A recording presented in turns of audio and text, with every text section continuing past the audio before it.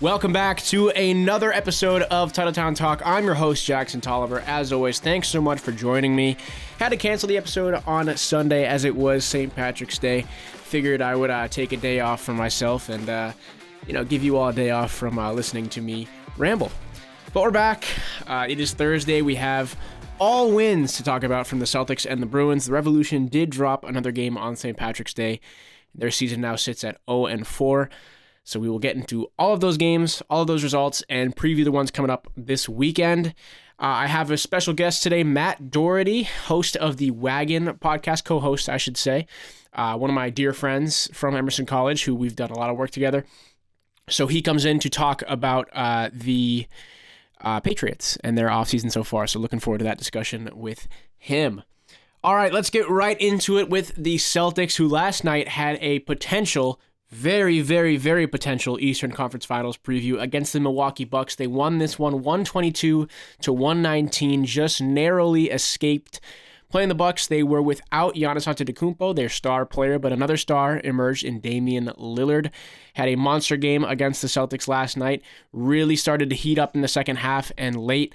It was almost a carbon copy of the game that happened earlier this season in November, the day before Thanksgiving, when the Celtics were able to defeat the Bucks yet again by 3 points. And the last bucket for the Bucks in both of those games was a meaningless Damian Lillard heave for a three-pointer as the time expired. Actually, the first one might not have been Dame. I don't want to say that. But this one definitely was Dame, as he hit a three to cut their deficit to just three for the Bucks.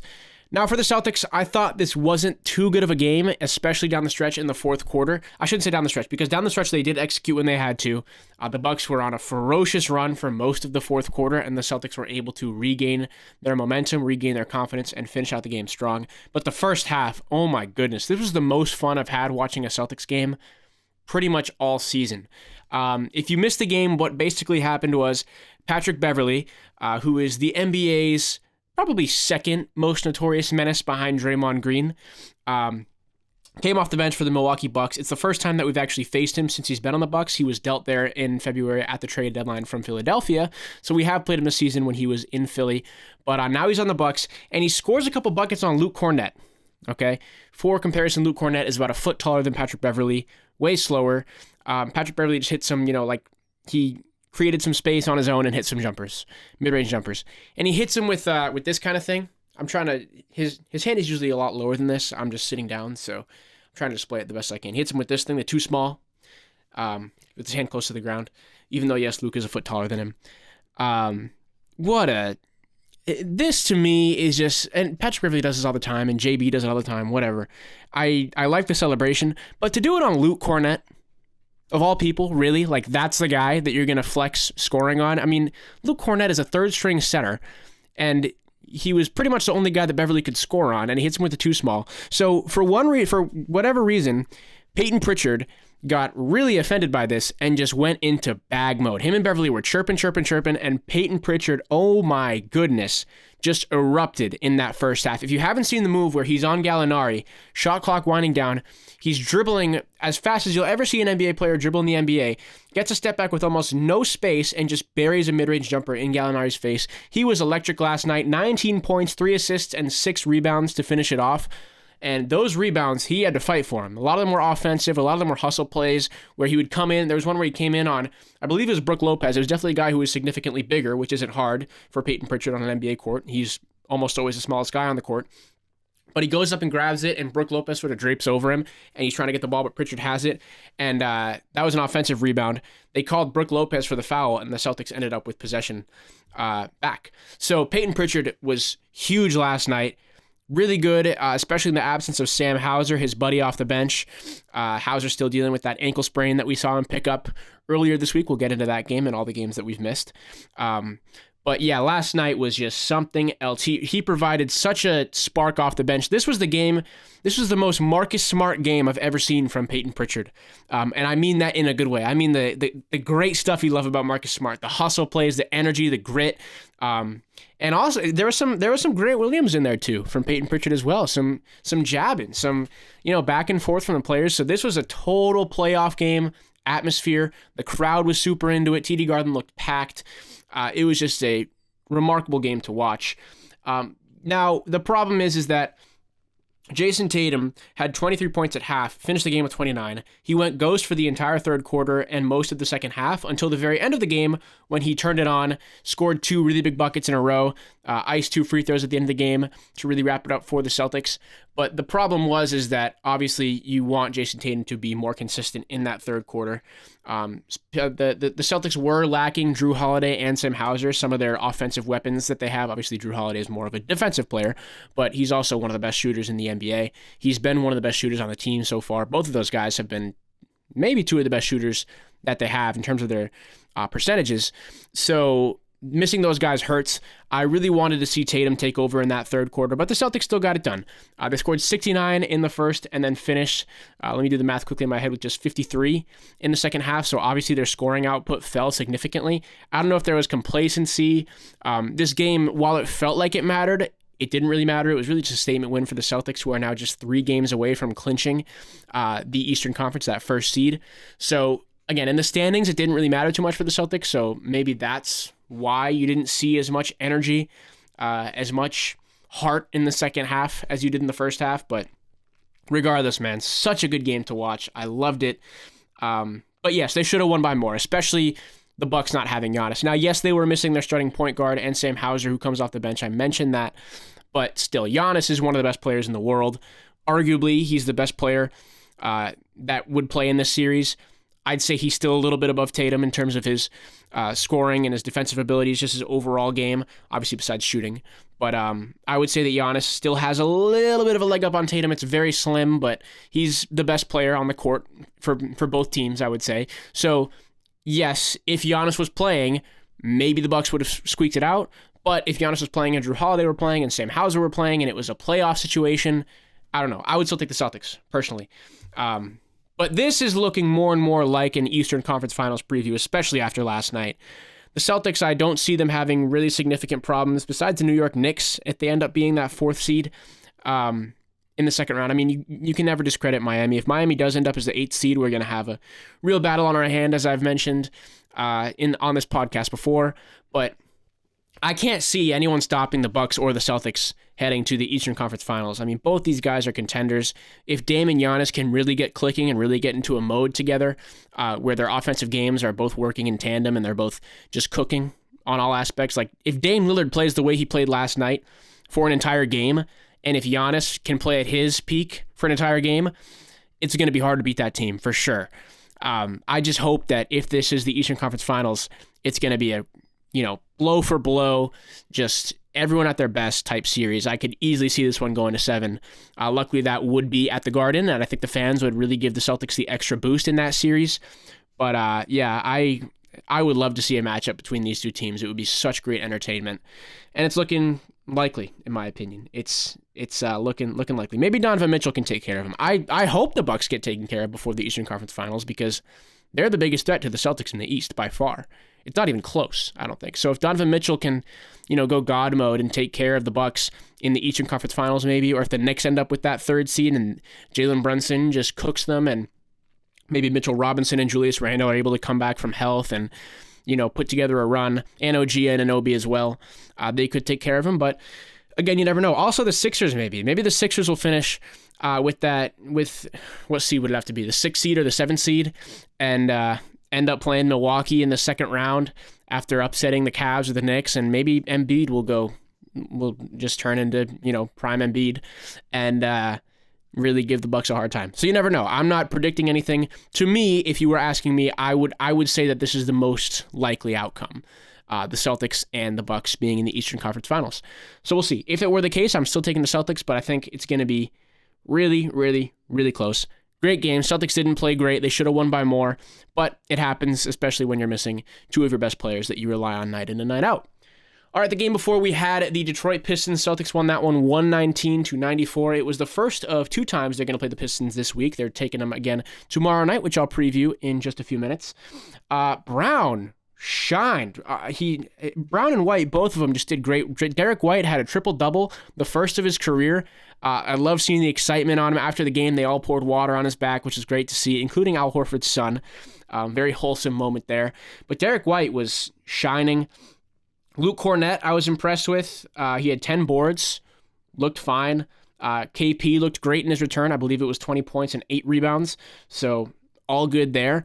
The team, like you would expect the Celtics to beat the Pistons 119-94 with or without Jason Tatum. The Pistons didn't have Cade Cunningham. Maybe if they did, it would be a closer game. I assume it would be. But I was really impressed with Jaden Ivey. 30 bomb on the Celtics.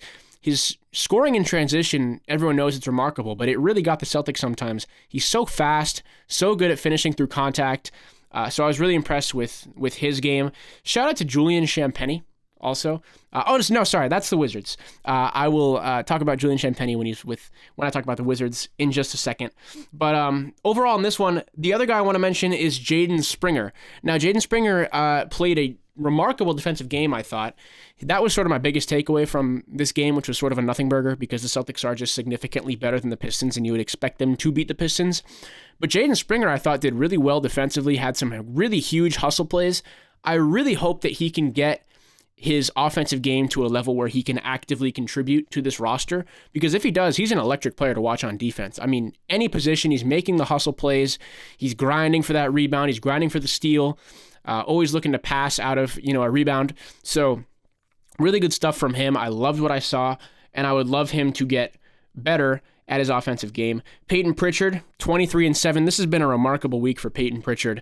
Obviously, you expect him to get some run against those lesser teams like the Pistons and the Wizards, who I'll talk about in 5 seconds. But again, last night from Pritchard was just remarkable. He's been having a great week. They were mentioning on the broadcast last night that Pritchard said that since a lot of people were questioning the Celtics' depth going into this season, he sort of took that personally. Obviously, he signed that $30 million contract extension for 4 years this offseason, sort of solidifying his role as one of the Celtics' main bench guys moving forward.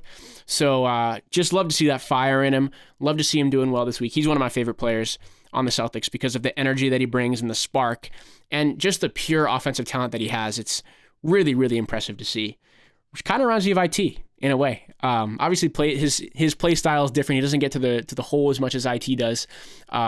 But he's a great shooter. He's most of the time smaller than all the rest of the guys and just shows so much heart. So we love Peyton Pritchard on this channel. I am a huge fan. Now the Wizards, 130-104. The Celtics win. Now I'll mention Julian Champagnie. For some reason in my brain, I thought he was on the Pistons. I don't know. They're both the worst teams in the NBA that have absolutely no relevance right now. So forgive me for that.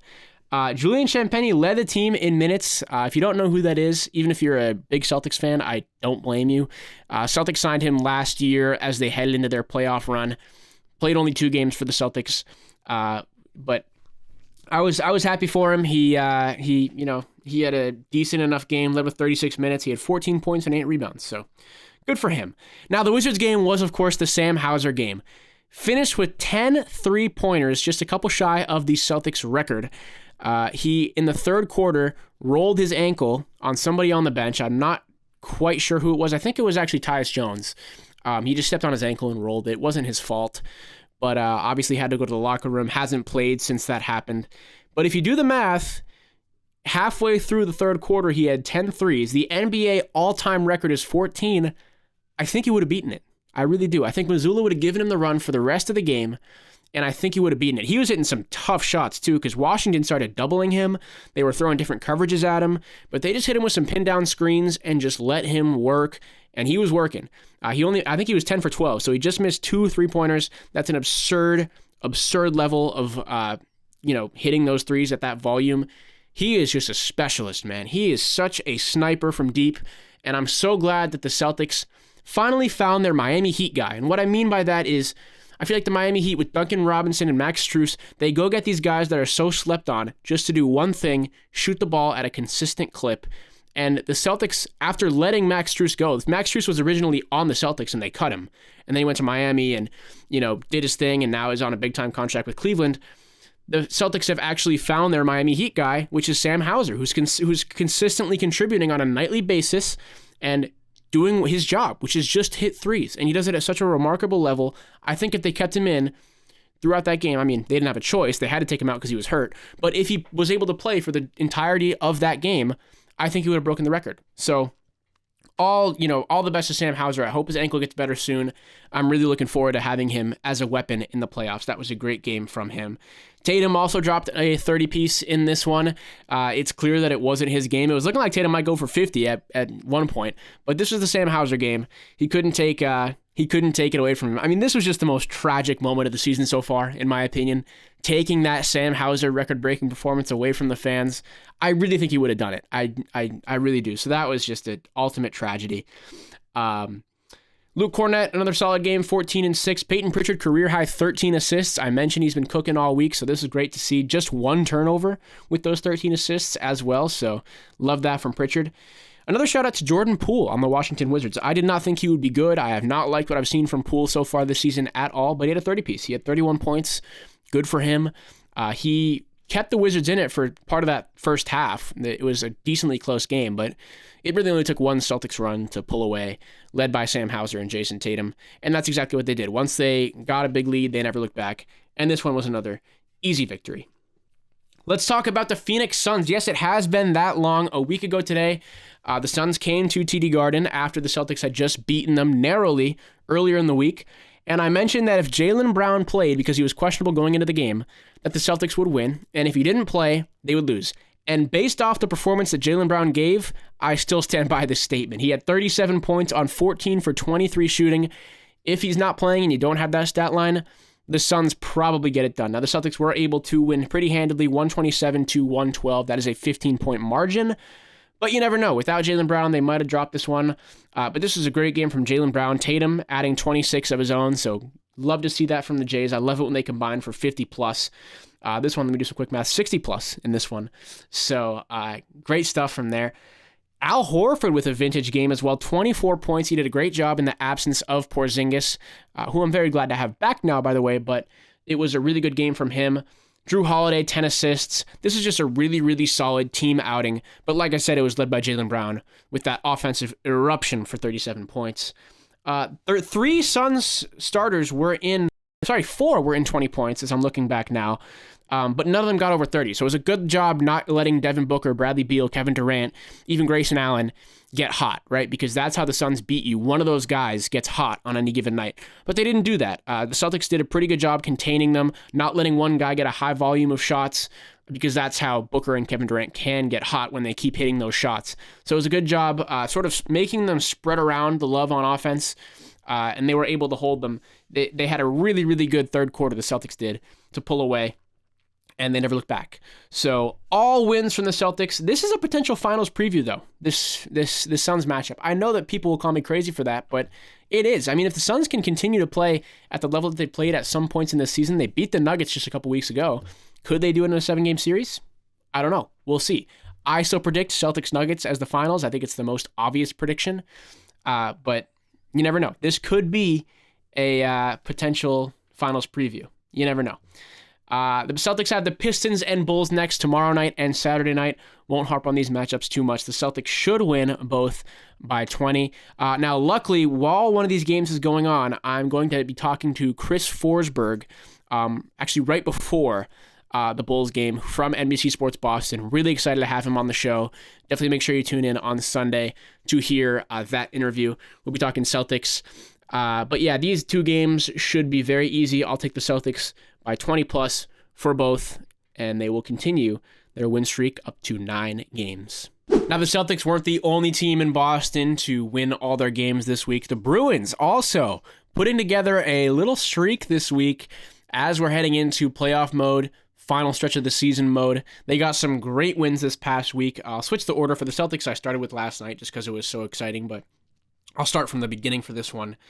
The first game was a 2-1 victory over the Montreal Canadiens in overtime. That was a week ago today. Because I missed Sunday, I just have so much to talk about with these games. They traded goals in the first period. I love to see Danton Heinen get on the board. He scored 2 goals this week, I believe. So 2 or 3 goals this past week. So I like to see him get involved. You know, I like when some of your depth guys can get on the score sheet. Suzuki was the one who got one back, and then it was a just battle throughout the second and third period. The defense was really good. I thought Andrew Peeke had a pretty solid debut.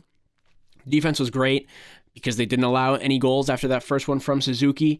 But, I mean, it was a great effort from Heinen on the first goal also, let me say as well. He sort of stretched back for that rebound and just slotted it in on the left side of the net. But great effort on that goal. But, of course, the highlight of the game was the overtime winner, which was DeBrusk from Marchand, two of your best players, getting involved for the winner just 25 seconds into overtime. Love seeing that. I've documented on this podcast the issues that the Bruins have had in overtime this season. It's a very, very strange occurrence that they keep losing in overtime. So when it went to overtime on that night, I'm thinking, all right, no way the Bruins pull this out. They're going to somehow find a way to lose. But they were able to win. So great stuff there. Then they traveled, they didn't travel at all. They stayed at the Garden for the Flyers. Now, this was one of the most exciting games of the season, oddly enough. I didn't expect this from the Flyers, but it was a 6-5 finish. The defense obviously greatly struggled. If you're letting up 5 goals, I'm not going to come on here and praise the defensive performance. But the offense was great. So I started off with Morgan Geekie. The Bruins were down 0-1. He continued his good form this month, tying it up at 1-1. This was just an ultimate blow-for-blow battle. Charlie Coyle scored the next 2 to make it 3-2. Great to see him playing well. He is definitely an X factor for this team heading into the playoffs. Then we see John Beecher make it 4-2. Again, I love seeing these depth guys get some points. Now, it looks like the Bruins were going to choke after this because eventually it was like 5-4. Then they made it 6-4 and then 6-5. DeBrusk and Heinen were the ones to score the next 2 for the Bruins. But I love the fact that they were able to just close it out because we've seen this happen this season, and it goes back into last season's playoffs when they kept choking games against the Panthers, including that Game 7 where they choked. But I love the Bruins, facing some adversity in this one, being able to close it out and win, squeak out a close one. Love to see it. They're playing them again on Saturday, the Flyers, that is. I'll preview that one in just a few minutes. Now, the Senators, just a couple days ago, that was on Tuesday. This was the game that you want to see from the Bruins. Just total domination, a 6-2 finish at the Garden. This was a tremendous result. Pasta hat trick. We love seeing a David Pastrnak hat trick. Now, let me talk about Pasta for a little bit because he, to me, is going to be the ultimate factor for the Bruins in the playoffs. And that's not a controversial statement, right? Your best player has to be the one who takes you to those new heights, who can catalyze that run for you, right? I mean, this is not common sense. For DeBrusk, I love seeing him get hot with a hat trick, and hopefully he can continue that momentum as the Bruins close out the season because it's going to rely on him, your franchise guy, who he is the face of the franchise. It's not Marchand. It's not DeBrusk. It's Pastrnak. He's the face of your franchise. He's the guy that you want to get going, that you want to get to score, and that you want to get to produce at a high offensive level because that's what's going to take the Bruins far in the playoffs. So I love seeing that. Kevin Shattenkirk with a assist hat trick. Sorry, the camera's falling a little bit. Kevin Shattenkirk with an assist hat trick of his own in that one. 3 assists. Justin Brazeau with 2 goals of his own. So love seeing that. Defense was really solid. The Bruins kind of controlled the entire game, realistically. It was just a really, really solid outing for them. I love seeing them perform at this high level, specifically Pastrnak, as I already mentioned. But 3 fantastic games for the Bruins. The Flyers one was a little bit messy, but Ottawa was really convincing. So really looking forward to the next few games. Tonight is where it starts as a marquee matchup against the New York Rangers. Now, this is a huge game for the Bruins because it's a potential ECF matchup, just like the Celtics had last night against the Bucks. I could see a world where the Rangers and the Bruins end up playing each other in the Eastern Conference Finals. The Rangers are coming off of a tough loss against the Winnipeg Jets their last time out, and the Bruins are obviously riding this hot streak. But these are 2 of the best teams in the East. They're 2 of the best teams in the NHL. They should be just a heavyweight battle. But I think, the Bruins are 0-2, or they're 0-1-1, technically, against the Rangers this year. So I will say that they're going to avoid a season sweep. I think tonight will be the night that they get the monkey off their back with these Rangers. It's at the Garden, so the fans are going to be loud. It's going to be electric. It's going to be exciting. I would expect the Bruins to pull this one out 4-2, maybe 3-2. I think it's going to be a narrow victory, but I expect Pastrnak to score. I really hope he continues that momentum. And I think it should be a pretty easy one for the Bruins to take care of. And then on Saturday, we have a matinee, 1 p.m. It's a rematch against the Flyers, who they just defeated. I've been talking about that game a little bit. But I expect this one to be a little bit easier, maybe a 4-1 finish, a 3-1 finish. I don't anticipate the Flyers offense getting as hot as they did last game, and I expect our defense to be playing a little bit better. They still have guys who are ramping up their return from injury. I expect the defense to be better in this game. Yeah, 4-1 finish, maybe a 3-1 finish. But the Bruins, I expect them to extend this record and extend this streak. All right, we are back. I'm joined today by my good friend Matt Doherty from the Wagon Podcast. Currently in Los Angeles, interning at Fox Sports. How you doing, Matt?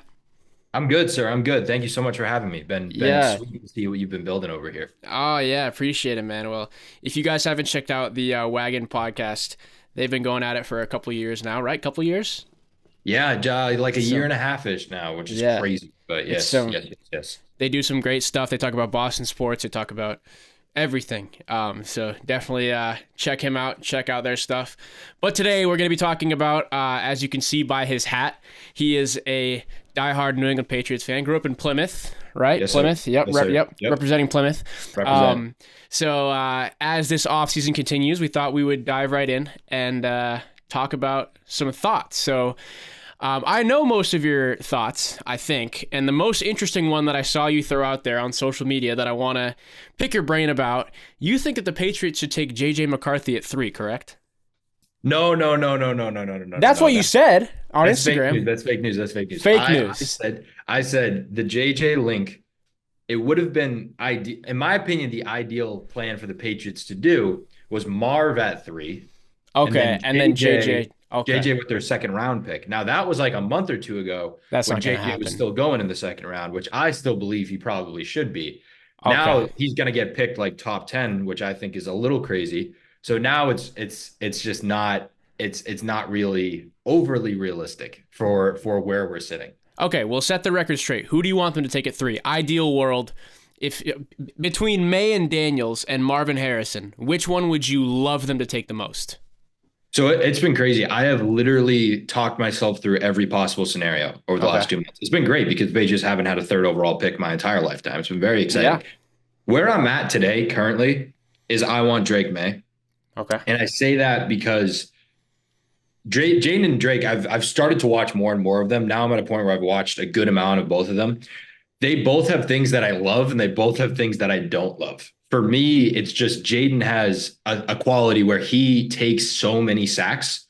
To me, that's really bad. And Drake has his issues of his own for sure. But I just love the athletic upside. I love the way he plays. I love the way he played with a far inferior team compared to the one that Daniels had this past fall and the year before that. And I also have heard more about Drake May's, I don't want to quite say character because it's not like Jaden Daniels has a bad character by any means, but Drake May seems more of the leader of men type. And more in the NFL, I think you see how much a mentality like that is really important. So for me right now, it's Drake May. That being said, Jaden, Drake, or Marv, if any one of those happens, I will not be distraught.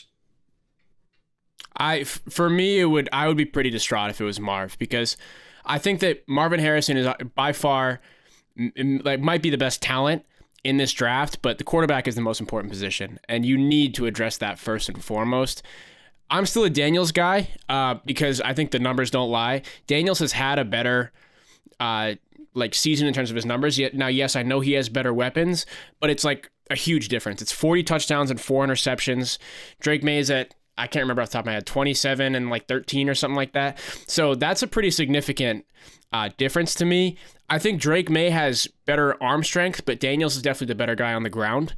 And I think that would bring a lot to the Patriots offense to actually have a running quarterback. It's something that we really haven't seen besides Cam Newton, but we saw how that season worked out, and he got COVID in his 3rd or 4th week and really wasn't the same for the rest of that season. But I think that'd be really interesting to see a dual threat quarterback, and Jaden Daniels brings that for me. I know he's older than Drake May, but more experience, right? I think he's more of a win now guy. Like, I think if they ended up with Daniels, he has a better chance of starting week 1 than Drake May does. For sure. if we draft Drake May, I think it's going to be Jacoby starting for those first few weeks. And then maybe you slide in Drake if he starts doing well in practice. But for me, I'm still riding with Jacoby. But with that being said, I'll be happy with any of the two at this point, because I think that the Commanders are going to take Jaden Daniels at number 2. So I think we're going to end up with Drake May. That's what it seems like is going to happen. So I'm sort of talking myself into that. I've been watching a lot of Drake May film as well. I've just always been scared that he's going to be another Mitch Trubisky. So hopefully that's not the case. Is that a UNC thing, or is that a play style thing? It's a UNC thing, but I don't know, a UNC white quarterback, and they look kind of similar. Sam Howell. Yeah, Sam Howell, exactly. That's why I've seen a lot of mocks with Drake going to the Commanders, and that's why I'm always like, is there sentiment in that building where they're like, oh, we're really going to take another Maybe. White quarterback from UNC back to back?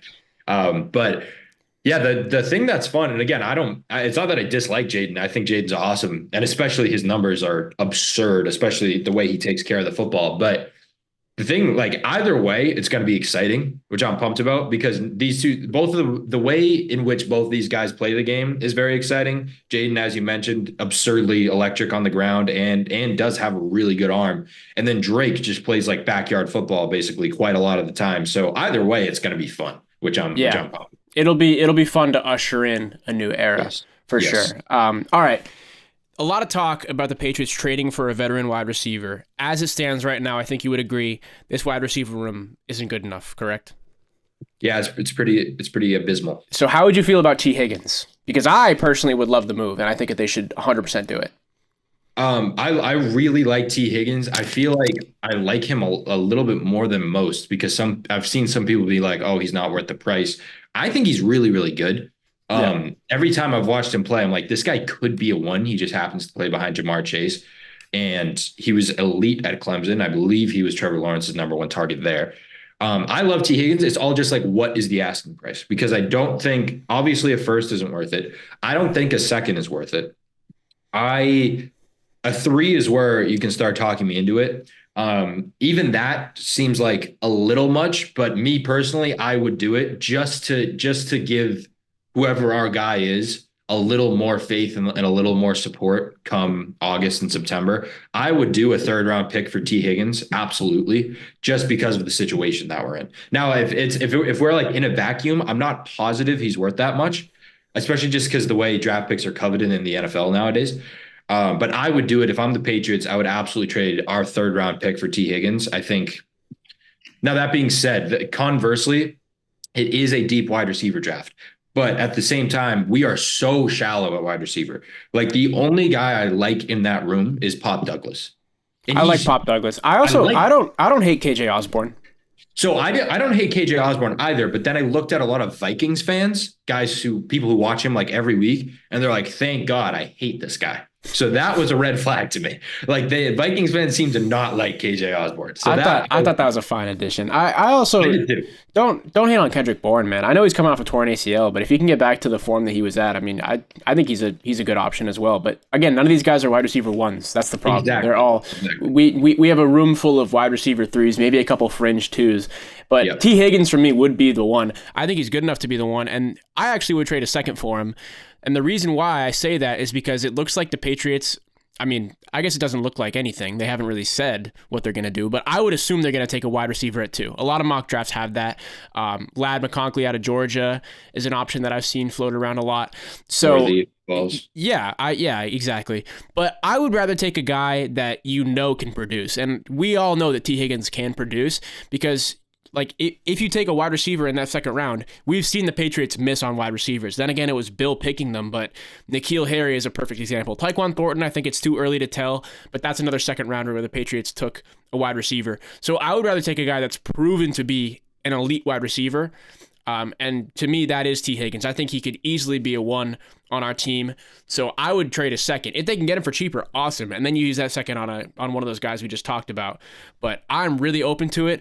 Brandon Ayuk, I was open to until I heard their asking price is a 1st rounder, which I think is absurd, and that's way too much. Absurd. But for me, I would do it. I would go all in on T. Higgins. I think he's a really, really great player, and I think he could definitely fill that hole that we've had for a very long time. Yeah, I like T a lot. I like him more than any of the other names that have been floated this offseason. I liked Calvin Ridley, not for Not for 100 92. mil. Yeah. Yeah, absurdity. So, yeah, Yeah. I'm with you. I think I still think two is a little too much, but I wouldn't, again, if they're like, hey, we gave a two for him, it would kind of pump me up because it would reflect to me for the first time in a while how committed the Patriots are to getting a weapon like that. So, So who is your guy in round two? If you were making the pick, would you pick wide receiver? And if so, who would you take out of those names that we floated around? I would probably take a wide receiver. AD Mitchell's kind of flying up the draft board. Originally, he was around that point. If AD Mitchell's there, absolutely. I don't think he's going to be. Xavier Worthy, if he's there, I think yes. Just the speed, even though we kind of did that with Tyquan Thornton a couple of years ago and it didn't work out well. Keon Coleman, I honestly don't love.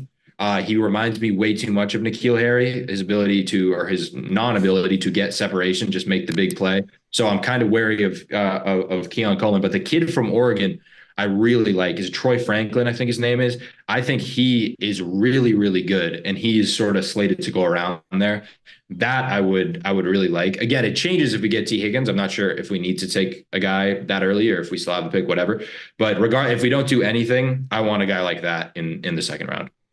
Agreed. I think you definitely got to go wide out. And then I think tackle third round. This is a very deep draft in terms of tackles as well. And they didn't splurge for Tyron Smith like I thought they would. He ended up signing with the Jets, obviously. But I think then because they didn't sign him, that signals to me, okay, they're looking for a tackle in this draft. And it's a good draft to do it. I know a lot of Patriots fans are really upset that they didn't sign wide receivers, but the free agency market for wideouts this year was abysmal. It's one of the worst I've seen in a very long time. So that obviously signals, okay, they're going to look for wide receivers in the draft. They're going to look for tackles in the draft. Should they even draft a single defensive player? Because in my mind, they should just really focus on the offense. I don't think that's crazy to literally just draft offense. Like we got back Uche, who I think is going to take a leap. Yep. We got back Duggar, who I've always really liked. Not officially yet, but probably. Oh, right, yeah. transition, right? Yeah. Yeah. Technically. I have the utmost faith in Mayo and Covington to build that defense. I'm not concerned about that whatsoever. So I'm with you. Like offense throughout the board needs to be the priority heading into the drafts. I'm trying to think tight ends. It's really just Bowers, but yeah, we're not going to get Bowers unless they do that trade back with Minnesota, which I don't think that they'll do. I've seen mock drafts where they get the 11th and they end up with Bowers then, but I don't think that's going to happen. It really seems to me like they're going quarterback at 3, and that's just what it's going to be. Agreed. How do you feel about Alex Van Pelt? I think he's a great hire. I really like what he's done with Cleveland. I love Van Pelt. He's not a sexy hire. You know what I mean? Yeah. That's sort of the first thing. It's like, oh, who is this old, chubby stooge? But look at his numbers. Look at what he's done. He was in Green Bay with Aaron Rodgers when he won the MVP. He went to Cleveland just this past year, the most recent year. Look at what, like, if you told me, like, who had the best coaching season quarterback wise, would Cleveland not be at the top of your list? Like, Stefanski won Coach of the Year, so. Right? You won, or you completely resurrected Joe Flacco into being this very, very competent quarterback. So yeah, give me that guy. You know what I mean? And it wasn't even. It's kind of one of those rare cases where it's like he became available not because he wasn't producing. It was because he wasn't going to work with Deshaun Watson, whatever that means. So like, yeah, I love that hire. I also love his interview. He talked about how he's very much focused on. He's not instilling his style onto quarterbacks. He's going to look and see like how quarterbacks want to play and try to maximize the player that way. I love that. So I absolutely love the Van Pelt hire. I agree. And of course, we should talk about Gerard Mayo, the head coach, presumably, of the Patriots for the next, what they hope will be long time, the next decade or so, right? You hope that this is your long-term guy. What do you think about him? Do you think he can be a good coach? I personally do. I want to hear your thoughts about it as well. Yeah, I love Mayo. At first, I was really into Vrabel just because he happened to become available. He's a Patriot legend. He's proven that he's been a great coach. I'm a huge fan of what Vrabel does. And so when they said it was going to be Mayo early, I was a little perturbed because I was like, why are we just closing these doors already? Like we're shooing in Mayo when it's like, hey, there's actually there's like a litany of coaches available. Maybe we could just take a look at them. That being said, everything I've heard about Gerard Mayo, I've loved so far. So, and everything he's done on the field, has been great. Not only as a player, obviously team captain, but this defense has been great. This defense has not stopped being great for the last, I don't know, you could argue since the beginning of the dynasty. They've been great for the last 3 years. And Mayo's been the guy spearheading that. So I'm in on that. I'm also in on the way players talk about him. Josh Uche came out and was like, I very much could have gotten paid more other places, but I'm going to stay in cold, snowy New England because I love Gerard Mayo so much. Like that's basically what he said. He's a player's coach, I've heard. Yeah. He's a player's coach. And I love, after, my entire life with Bill Belichick, as cold and as calculating as machine-like as it gets, especially on the podium and interacting with the public, you see Mayo up there in his introductory press conference being extremely warm, extremely friendly, addressing reporters by name, talking about how we're going to break down some walls here in New England. I am all in on it. I'm here for it. I'm here for it as a leader of men. You kind of look at like a Tomlin type of guy as maybe a guy that Gerard Mayo could become. And I'm all here for Gerard Mayo at this moment in time. Agreed. One area that I've been pretty concerned about with Belichick leaving is special teams. And Chad Ryland didn't have a good season, in my opinion, by any stretch of the imagination. And it's not something that I've seen really anyone talking about. Do you think if the Patriots stick with Ryland, or do they move on already after just 1 year? It's tricky. It's such like a niche subject almost. Yes. I also love the fact that we drafted Chad over Puka Nacua. Yeah, I love it. Which is awesome. But yeah, he stunk last year. And I think it's probably the situation where we bring in another guy or two. I just, for me, the kicker position, it's like, just please be boring at that position. You know what I mean? Right. I don't want to have to. Now, that being said, Chad did get us. Chad, we may have looked back and be like, oh, Chad actually got us Drake May, because he lost a couple. But he won us that game against Denver. He did also win us that game. So it's like, he's an interesting player. The thing that is a little interesting is that we hired the Rams guy to be our special teams coordinator. I believe his last name's Springer. He did not have a great season himself last year. The Rams special teams a bit iffy as well. So if I'm me, I don't want anything to do with Chad Ryland. I want an old vet kicker. Nick Folk was. Why'd they give up Nick Folk, man? I just don't understand. That's such a slept on, terrible move by Belichick. He was great. Yeah. Everyone talks about how he signed Juju and extended Devontae Parker, but what the hell was he thinking with Nick Folk? He's Mr. Automatic. He was exactly. He was a boring kicker, just like you said. So. And that's exactly what you want. So I don't know what that was. Don't get a veteran guy. I don't need the Chad Ryland experience any longer. I'm sure he's a great dude. But yeah, exactly. The last thing I want to ask you about, I guess I should have checked in with you before on if you watched it. Have you finished the Dynasty? Yes, sir. Yep. What do you think about it overall? Because I know a lot of people are saying it's a Belichick hit piece and sort of turning away from it at the end. I thought it was a great show overall. I think they should have treated Bill a little bit better, but what did you think about it overall? Yeah, so we've actually been like reviewing it almost like 2 episodes at a time on the Wagon, and It's been, so for me, the earlier episodes were a lot more fun to watch just because I wasn't around, obviously. I mean, I was extremely young at that time. I was an infant, I was living it for the first time, and also there was no negativity at all. So once the negativity started coming on, it was a bit more of like a painful watch because I was very much invested in the Patriots when all this was going down. So I remember like a 12-year-old me like fighting in Instagram comments with people over Deflategate, stuff like that. The last 2 episodes were shocking to me because we saw the things like the Wickersham article come out a couple of years ago, and like little rumblings of like stuff may not have been that great inside that building, but I viewed it as just like the media trying to attack New England because they're so anti-New England. It's like everyone's overblowing it. Like we would know. Turns out all of that was true and actually works.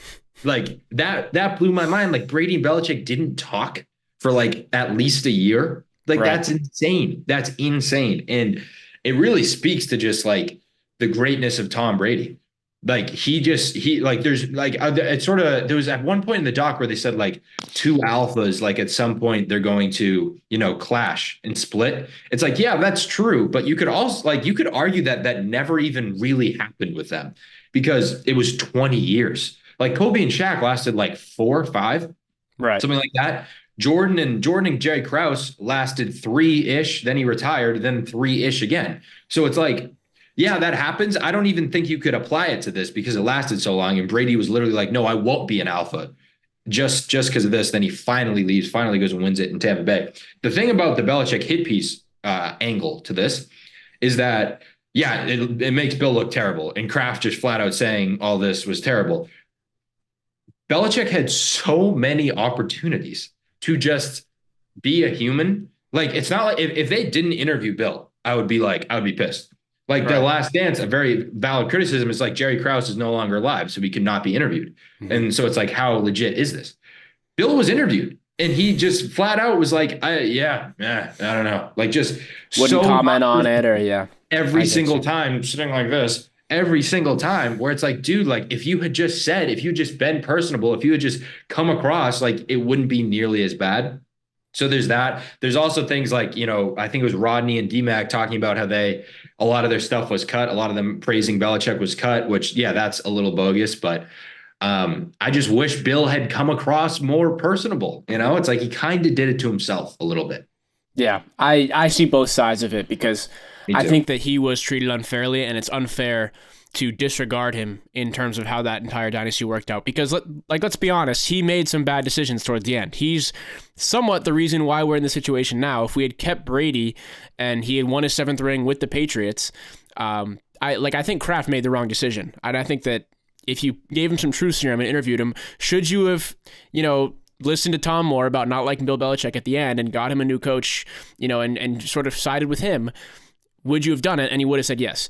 So I see that side of it, but you can't discredit Bill for everything he's done. I mean, Tom Brady wouldn't be where he is without the defense of the Patriots just being dominant for his whole career. And that's because of Bill. And even recently, when the Patriots have been awful, I credit it more to Bill, the GM, being bad and making bad decisions than Bill, the coach. I think the coaching for the Patriots has been fine, but when your best guy is a 6th-round pick rookie out of Liberty in Pop Douglas as your wideout, yeah, that's a pretty significant problem. So I think Bill, the GM, is the one who really messed this one up, and he should have never been the GM. They gave him too much power, and it didn't work out in the end, and that's that. But yeah, I actually really agree with what you said about him in his interviews, and I haven't really heard that much. He had every single chance to get the record straight, and every single time it's him sitting up stiff like this with his little coat and tie on, and just not doing anything. Yeah, I totally agree. What was your favorite episode? Mine was the Aaron Hernandez one. I thought that was just I almost said killer. I thought that was a killer episode. But I thought that was a really well done episode about a really interesting topic. That was a crazy episode. That, again, this whole documentary was like very well made. So I respect agree. to Yeah. that episode was great from that regard for sure. As a Patriots fan, my favorite one, which I don't know if I should say my favorite, it's definitely not my favorite episode, but my favorite moment from the whole series, I don't think I've actually seen this angle yet, was the Deflategate episode. Just Brady getting dragged the whole time. I thought they did that episode really, really well, of just how relentless the treatment of Brady was. Then parlay that into the Falcons Super Bowl episode, where on one point I actually hate how they covered the Falcons Super Bowl, because I thought they should have gone way more in depth to it. That aside, they did capture the emotion of the situation well. The shot of Brady sitting on the stairs, the steps of the stage, confetti falling on him, supermodel wife in one arm, daughter in the other arm, smiles everywhere, as happy as he can be, confetti streaming down. He just won, wearing the Super Bowl champion shirt. He just won. He conquered. He just won the most insane sporting event that has ever happened in the history of the world, in my opinion. He's agreed. And then we just see Roger Goodell just climbing down the steps. He gives him a little tap on the side. And Brady just turns around, smile immediately vanished, by the way. And then Roger's like, hey man, like, congrats. That was crazy. And then Brady just like gives him a nod. And just the fact that Roger had to do that after the last 2 years, like that is insane that wasn't scripted. Like, how was that not scripted? That you could not write a situation better than that. It was beautiful. It was beautiful. Yeah, I agree. I mean, that's probably the greatest, not probably, it definitely is my favorite sports memory, that game. Hopefully we'll get to, and we've gotten so many, so it's like hard to pick, because we also had the Malcolm Butler interception. If you go into other sports, we've had such great memories over our lifetime with the Red Sox and the Celtics and the Bruins.